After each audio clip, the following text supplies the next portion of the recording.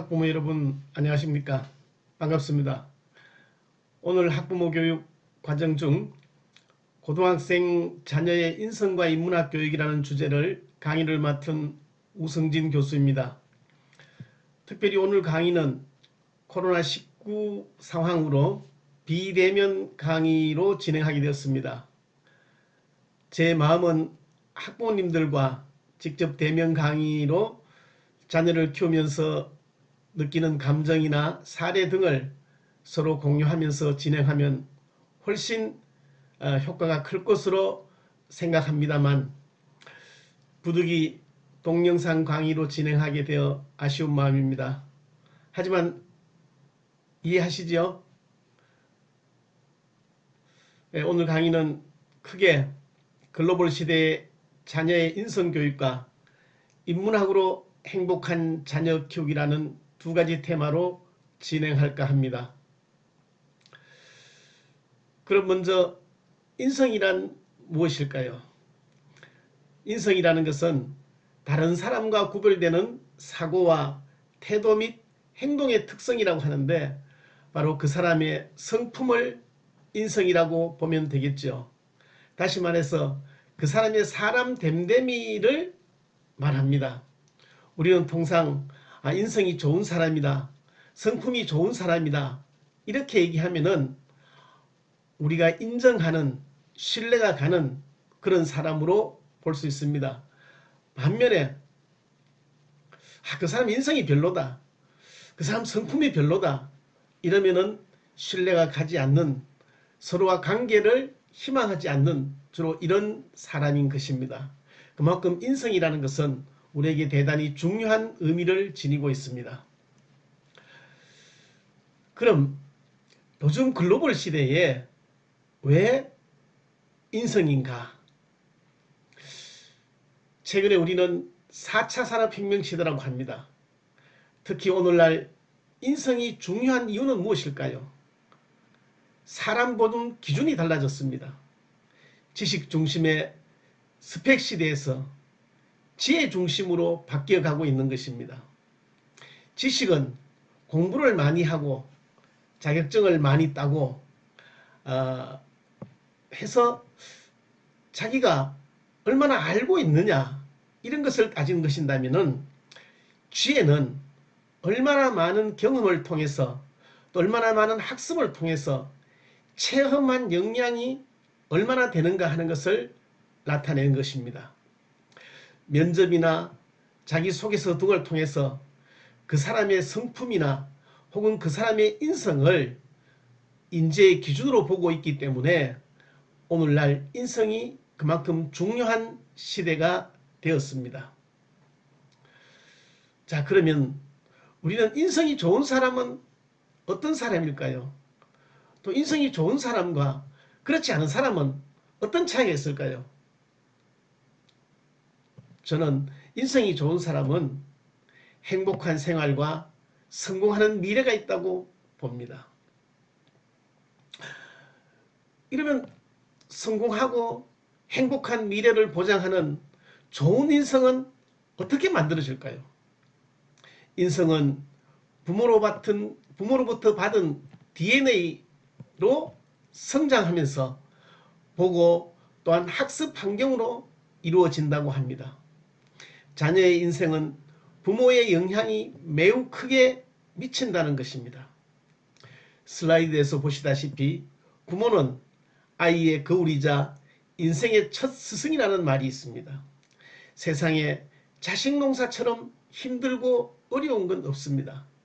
우리가 다른 것은 저거 보고 우리가 배워서 하면 되겠다, 저거는 또 내 마음대로 하면 되겠다 하는데, 자식 농사만큼은 누구의 자식을 보고 뺏겨서 한다거나 누구 자식처럼 나도 하는데 잘 안 되는 이유는 크게 보면은 두 가지입니다.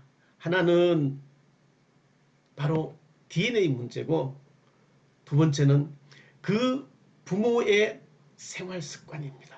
그 부모의 환경이, 부모의 행동이, 부모의 언어가 바로 그 자녀의 인성에 그대로 투영되고 있기 때문에 다른 사람의 자녀와 나의 자녀가 똑같을 수 없는 것입니다. 이러한 내용은 지금까지 수없이 많은 연구에서 검증되었습니다. 자, 지금까지 그 과학적 연구 결과에 따라서 성공하고 행복한 사람들의 비밀이라는 연구가 나왔습니다.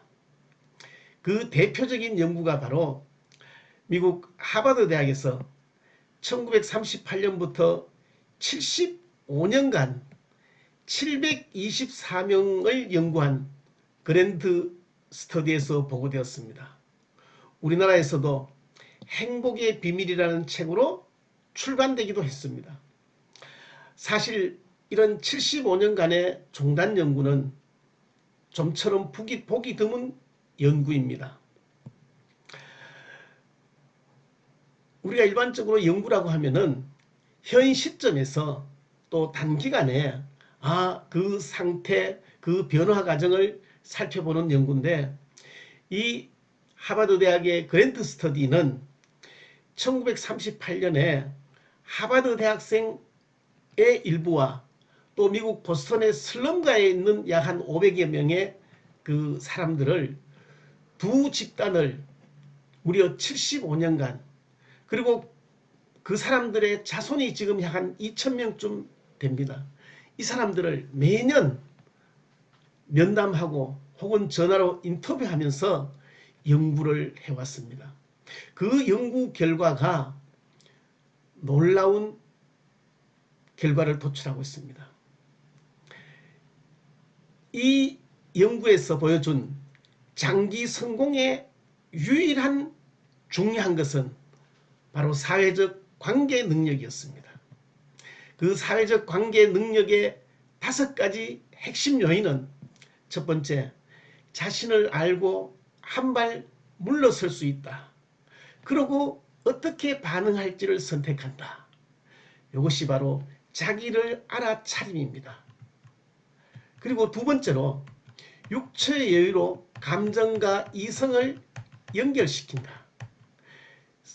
이것은 어떤 일에 즉각적으로 반응하는 것이 아니라 잠시 우리가 여유를 가지고 내 행동이 상대방에게 어떤 영향을 미칠까, 이러한 것을 생각해 보는 것입니다. 세 번째로, 성장과 좋은 판단을 위해 감정을 적절하게 분출하고 표현하는 줄 아는 방법입니다. 이것은 어떤 상황에서 자신의 감정을 잘 분출하고 표현하고 이러한 능력을 말하는 것입니다. 우리 학부님들이나 저나 다 경상도 사람들이죠. 우리 경상도 사람들은 표현이 서툴다고 합니다. 이 표현의 서툴다는 것은 바로 자기의 감정을 제대로 전달하지 못하기 때문에 서로 상호간에 커뮤니케이션의 문제를 일으킬 수 있다고 볼 수 있습니다. 그리고 네 번째로, 이어진 결과를 예측하고 긍정적 결과를 창조하는 능력입니다. 내가 이렇게 살아왔고 이 일을 하면은 이런 변화가 올 것이다. 그러면 이것이 나와 상대방에게 어떤 긍정적인 결과를 초래할 것인가에 대해서 예측할 수 있는, 소위 예단할 수 있는 통찰력을 얼마나 가지고 있느냐. 그리고 다섯 번째로, 타인과 공감하고 행복에 기여하며 타인을 위해 희생할 수 있는 능력. 제가 좀 다음 슬라이드에서 말씀드리겠지만은 이런 것을 우리가 공익 능력, 공감 능력이라고 합니다. 이러한 역량을 얼마나 가지고 있는가, 이러한 것이 자기의 성품에, 인성에 얼마나 내재되어 있는가 하는 것이 오늘날 성공하고 행복한 사람들이 가지고 있는 공통적인 요인이었습니다. 그래서 어떻게 인성을 기를 것인가? 좋은 인성을 함양하기 위해서는 자기 조율, 자기 자신을 스스로가 잘 알아차릴 수 있어야 됩니다. 이것은 바로 자기 감정을 자기 스스로 조율하고 자기 감정을 상대방에게 제때에 표현할 수 있는 역량을 말합니다. 그리고 관계 조율입니다. 이것은 대화와 접촉하는 역량으로서 나와 다른 사람들과의 어떤 상황에서 어떻게 대화하고 어떻게 스킨십을 하고 그리고 상호 긍정적 효과를 나타낼 수 있느냐 하는 역량입니다. 세 번째로는 공익조율입니다. 이것은 나 혼자만의 사회가 아닌 나 혼자만의 잘 사는 것이 아닌 공동체를 위해서 내가 어떻게 할 것인가 하는 역량을 기르는 것을 말합니다.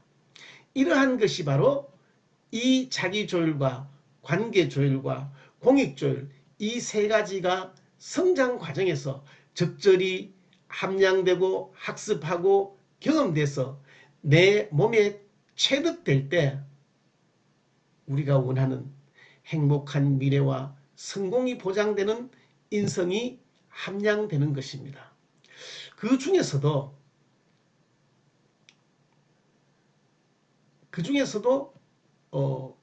세 번째인 공익인성과 공동체 인성이라는 것이 있습니다.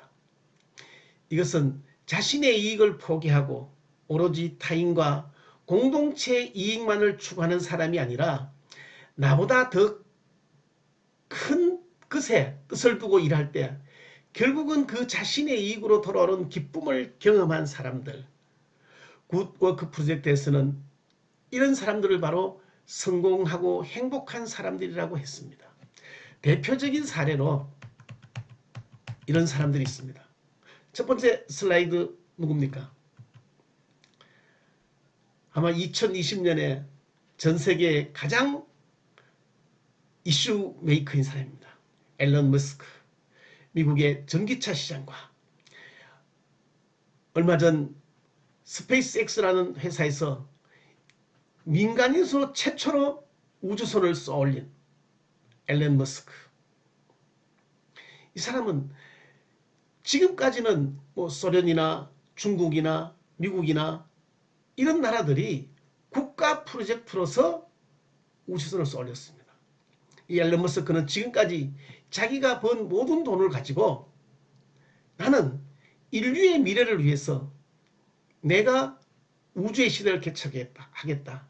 이런 꿈을 가지고 스페이스X라는 회사를 만들어서 민간인 최초로 우주선을 쏘아올렸습니다. 그리고 성공했습니다. 앞으로 20년 후, 앞으로 50년 후에 우리 인간이 달나라에 가서 화성에 가서 도시를 건설하고 사는 꿈을 꾸면서 자기의 모든 재산을 털어서 인류를 위해서 노력하고 있는 것입니다. 두 번째로 우리가 너무나 잘 알고 있는 누구죠? 마이크로소프트의 빌 게이츠입니다. 이 빌 게이츠는 지금까지의 엄청난 자기 재산을 나는 자녀들에게 나의 재산을 물려주지 않겠다. 그리고 나와 내 아내의 재산을 세계인들이 안고 있는 가장 큰 문제였던 에이즈 퇴치를 위해서 신약 개발에 투자하겠다. 그렇게 했습니다. 그리고 지금 2020년대에 들어와서 코로나19로 인해서 전 세계가 팬데믹 현상에 빠지니까 이 코로나19의 백신 개발을 위해서 내 재산을 투자하겠다. 이런 사람만 있는 것이 아니라 우리나라도 있습니다. 저는 우리나라도 이런 사람이 많이 있지만은 특히 우리 대구 경북에서 있었던 최준이라고 아세요? 경주에 가면은 경주 최부자라고 있습니다. 교동에 가면 지금도 이분들의 공동체, 마을, 이분들이 살던 곳, 향교 그대로 있습니다. 조선시대부터 지금까지 약 300년 동안 만석군, 경주 최부자 만석군으로서 이분들의 6가지 가문이 있습니다. 뭐 진사이상 벼슬을 하지 마라. 그 자기 집 근처로 오는 사람에게는 배고프게 해서 보내지 마라. 이런 그 6가지 교훈이 있는데, 이 경주 최부자는 그렇게 부를 이루고 주위 사람들에게 신망을 얻고 해오면서 우리나라가 일제 36년의 그 아픔 속에서 자기의 거의 모든 재산을 상해 임시정부에 그 독립운동에 다 투자를 했습니다. 그리고 해방된 이후에는 앞으로 해방된 이 조국의 미래는 인재를 양성하는 데 핵심이 있다고 해서 거의 모든 재산을 교육에 투자했습니다. 바로 이 경주 최부자가 투자했던 그 실현하고자 했던 꿈이 바로 오늘날 영남대학입니다. 이런 이 노블리스 오블리제, 이런 정신이 어느 날 갑자기 이루어지지 않는다고 생각합니다. 어릴 때부터 부모로부터 사회로부터 경험과 체험할 때 이러한 인성이 저는 길러진다고 봅니다.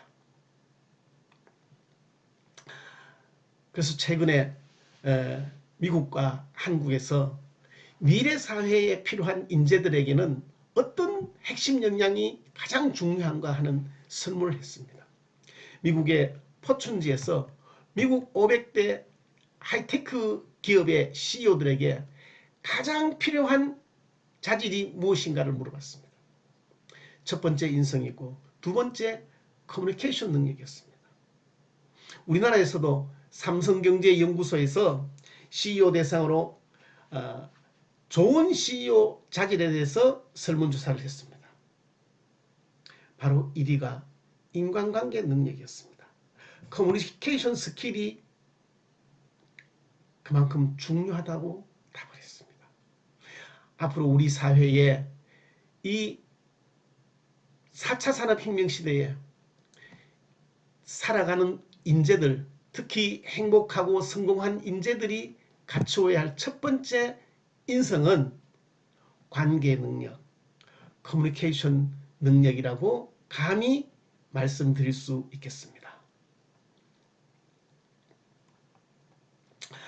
그럼 다음으로는 인문학이란 무엇인가? 우리 인문학이란 얘기를 너무나 많이 듣고 있잖아요. 우리 사회에 뭐 TV 틀면은 유튜브에 들어가면 인문학 너무 많습니다. 그리고 심지어 우리 지역에 문화센터도 가면 인문학 강좌가 개설되어 있습니다. 바로 인문학이라는 것은 삶의 가치 문제를 근본적으로 사유하는 학문으로서 근대 과학에 대해서 그 목적과 가치를 인간적 입장에서 규정하는 인간과 인류 문화에 관한 모든 정신과학을 통칭하여 소위 문사철, 문학, 역사, 철학을 인문학이라고 합니다. 이런 인문학의 가치는 어떻게 길러질까요? 저는 인문학의 가치는 독서에서 길러진다고 합니다. 왜냐하면 우리가 경험할 수 있는 것은 한계가 있기 때문에 문학, 역사, 철학에 대한 독서를 얼마나 하느냐가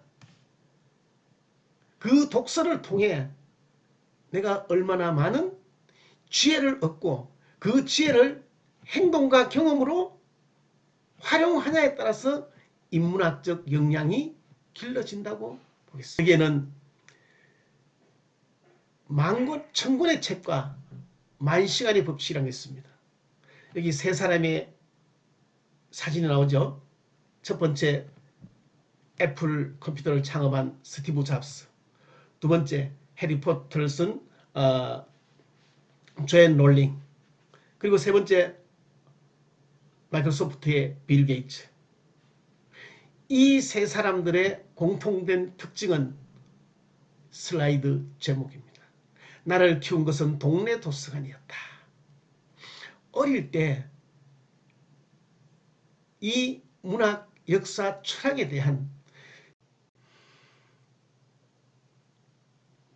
스티브 잡스나 존 롤링이나 마이크로소프트의 빌 게이츠는 이 동네 도서관에서의 독서가 오늘날 이 사람들의 성공과 행복을 만들었다고 얘기했습니다.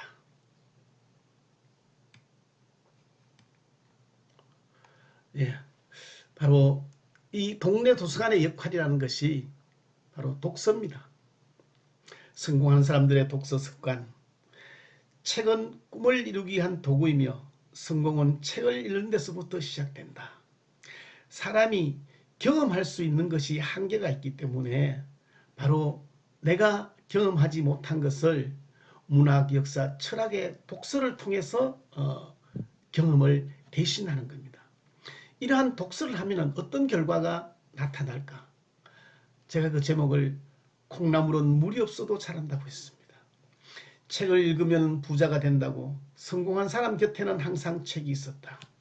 이 마이크로소프트의 빌 게이츠는 내가 읽은 책이라는 코너에서 1년에 500권의 책을 읽는다고 했습니다. 여러분 시골에서 혹시 콩나물을 키워보신 적이 있으신지 모르겠습니다.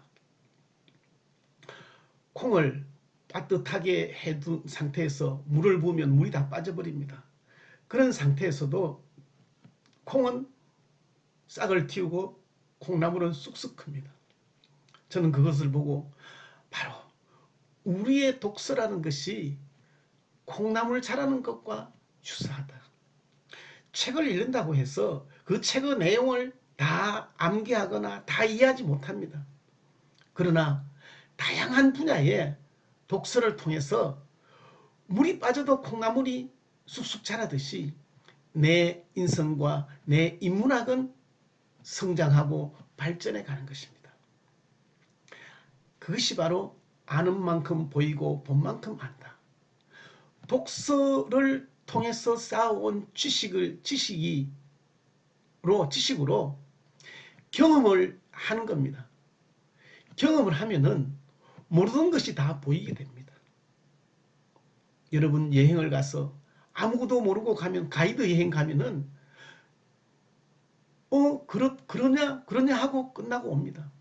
그러나 내가 꼼꼼히 여행을 준비해 가서 보면은 여기가 어떻게 되었고 어떻게 형성되었으며 왜 우리가 관광을 왔느냐 하는 것을 다 알 수가 있습니다. 제가 한 권의 책을 소개하겠습니다. 내 인생을 바꾼 20살의 여행이라는 책을 쓴 브라이언 트레시라는 사람이 있습니다. 여기에 소제목으로 사하라 사막에서 배운 성공의 법칙이라고 되어 있습니다. 이 브라이언 트레시는 캐나다 사람인데 1960년대에 20살 나이에 친구 2명과 3명이서 그 사하라 사막을 6개월간 종주를 합니다. 수없이 많은 고비를 넘기면서 종주를 끝내고 나서 그 경험이 오늘날 세계적인 동기부여가 브라이언 트레시로 만들었다고 합니다. 그래서 알버트 까뮈는 경험은 창조하는 것이 아니라 몸으로 겪어내는 것이다. 내가 독서하고 얼마나 많은 경험을 했느냐에 따라서 내 삶이 달라진다는 겁니다. 그러면은 우리 자녀들이 살아갈 앞으로 4차 산업혁명 시대에는 어떤 교육과 어떤 역량이 필요할 것인지 우리 영상으로 한번 보시겠습니다. 과학과 인문학의 융합, 그리고 현실과 가상의 경계가 무너진 4차 산업혁명 시대. 지금까지와는 전혀 다른 세상이 펼쳐지고 있습니다. 그럼 과연 4차 산업혁명 시대를 주도할 미래형 인재는 어떤 사람일까요? 스스로 이제 자기가 뭘 좋아하는지 재능을 키울 수 있는 것을 찾아낼 수 있다면 21세기 우리 아이들에게 또 하나의 랭귀지가 필요하다. 어떤 랭귀지? 컴퓨터와 자유자재로 대화할 수 있는 랭귀지. 4차 산업혁명에서 가장 보상을 많이 받는 건 융합형 인간이 맞습니다.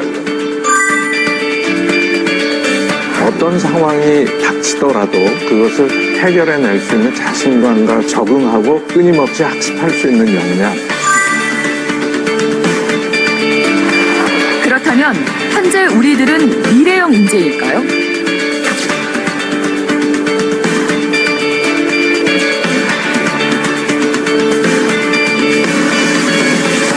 아니라고 생각합니다. 아니요. 아닌 것 같아요. 산업 구조가 하드웨어에서 소프트웨어로 빠르게 옮겨가면서 전 세계는 이제 창의적이고 융합적인 인재를 필요로 하고 있습니다. 이에 세계경제포럼에서는 2020년에 요구되는 교육 목표로 복잡한 문제를 푸는 능력, 비판적 사고, 창의력, 사람 관리, 협업 능력 등을 꼽았습니다. 전문가들은 이 같은 미래형 인재를 양성하기 위해선 교육 시스템의 변화 또한 함께 이루어져야 할 시점이라고 말합니다. 4차 산업사회에서 필요한 인재는 맞춤형, 문제 해결형 교육을 통한 통찰력을 갖춘 창의적인 지식인을, 그래서 통찰력을 갖춘 4차 산업혁명 시대에는 지식보다는 지혜를 가진 창의적 문제 해결형 인재가 필요하다고 보고 있습니다.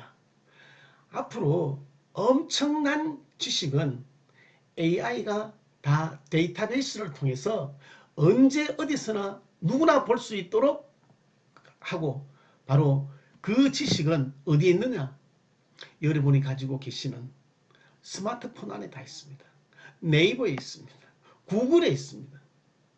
이제 교육의 방향이 바뀌어가고 있습니다. 그것도 급변하고 있습니다. 바로 창의적 상상력이 핵심입니다. 호기심과 질문을 얼마나 많이 할 수 있는가? 호기심은 관심입니다. 관심은 행동으로 이어집니다. 행동의 반복이 경험입니다. 이런 과정을 즐겁게 도전하는 성품, 이것이 바로 우리가 바라는 자녀들입니다. 바로 이런 자녀들에게 창의적 상상력을 길러주고 호기심을 길러주고 도전하게 하고 하는 그 밑거름이 독서입니다. 그러면 우리 어머니들 이렇게 말씀하시겠죠. 책을 안 보려고 하는데 독서를 할 수 있는 환경이 필요합니다. 제가 여기에 슬라이드에 세종대왕 사진을 올려놨습니다. 지도자가 호기심이 넘치면 백성의 삶이 윤택해지고, 그 대표적인 예가 세종대왕인데, 호기심이 넘치는 정치는 국가를 융성하게 만들고, 호기심을 따라 움직이는 기업인은 새로운 문제를 해결할 수 있는 제품과 서비스를 쉴 새 없이 제공하고, 호기심이 충만한 과학자는 힘든 도전 과제를 웃으며 돌파할 수 있다. 호기심을 배움의 벗으로 삼는 학생은 공부가 즐겁게 된다. 공부 안 한다고 나무랄 것이 아니라 호기심을 즐거움으로 삼고 도전을 재미로 하고, 이러한 인성을 가진다면은 이 아이는 정말로 우리가 바라는 자녀일 뿐만 아니라 미래의 대한민국을 이끌어갈 훌륭한 인성을 가진 인재가 되리라고 저는 확신합니다. 앞으로 4차 산업혁명 시대에는 창의적 상상력, 바로 문제 해결력이죠. 그리고 협업 능력, 혼자서 할 수 있는 시대는 지났다. 나와 같은 생각을 가진 사람, 나와 다른 생각을 가진 사람들, 다른 나라 사람들과 내가 알고 있는 지식, 지혜와 협업해서 새로운 시너지를 창출할 수 있는 협업 능력. 그러면서도 이런 협업 과정에서 불평이나 불만이나 혹은 상호 이해하지 못하는 문제에 부딪혔을 때에 셀프 컨트롤, 자기 통제를 얼마나 잘할 수 있느냐. 그리고 손재주, 기계가 할 수 없는 나만의 손재주를 얼마나 가지고 있느냐, 이런 문제죠. 그리고 공감 능력, 아까 자기 통제력, 협력, 이 공감 능력과 상호 연결되어 있습니다. 우리가 가족이라도 또 부모와 자녀 관계라도 친구 관계에서도 공감만 잘해주면은 좋은 친구, 좋은 가족이 될 수 있습니다. 너는 나, 나는 나, 이분법적 사고로 적극하면은 주위의 관계 능력이 관계가 끊어지게 됩니다. 앞으로 미래 세대의 가장 중요한 능력이 질 좋은 관계 능력입니다. 사회적 관계 능력. 그런데 공감 능력이 없으면 관계가 이루어질 수가 없습니다. 비판적 사고력. 아닌 것은 아니라고 말할 수 있는, 나와 다름은 인정하지만 다르다고 얘기할 수 있는 이런 역량, 그리고 지금까지 얘기했던 창의적 상상력, 이러한 7가지 역량이 4차 산업혁명 시대에 가장 필요한 핵심 요소라고 합니다. 이 요소를 갖춘 인재들이 바로 훌륭한 인성을 가진 인재들입니다. 또한 이런 인성을 가지려면 경험과 독서가 필요합니다. 그래서 이제는 생각의 근육을 키워야 됩니다. 사고의 근육을 키워야 됩니다. 사고의 근육을 키우는 방법이 독서고 경험이고, 독서와 경험을 통해서 지식이 아니라 지혜를 기르는 겁니다. 지금 고등학교 다니는 우리 자녀들, 대학 가면, 직장 가면 인문학적 인성, 인문학적 사상이 정말로 필요합니다. 바로 올바른 인성과 인문학적 인성이 우리의 자녀의 미래의 행복을 결정한다고 저는 감히 말씀드리고 싶습니다. 어린 왕자의 이런 얘기가 나옵니다. 세상을 바꾸는 단 한 가지 방법은 착한 아들을 원한다면 먼저 좋은 아빠가 되는 거고, 좋은 아빠를 원한다면 먼저 좋은 아들이 되어야겠고, 남편이나 아내, 상사나 부하 직원의 경우도 마찬가지야. 간단히 말해서 세상을 바꾸는 단 한 가지 방법은 바로 자신을 바꾸는 것이야라는 대사가 나옵니다. 여러분, 인생은 결코 로또가 아닙니다. 어제까지 살아온 경험이 내일의 그 사람의 모습을 결정합니다. 특히 청소년, 오늘의 부모의 성품이